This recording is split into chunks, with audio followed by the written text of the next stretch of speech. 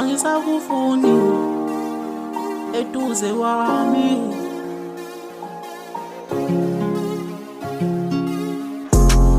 Sekuphela amathemba okuba nawe ukuthi ngiyofana khofa khona darling.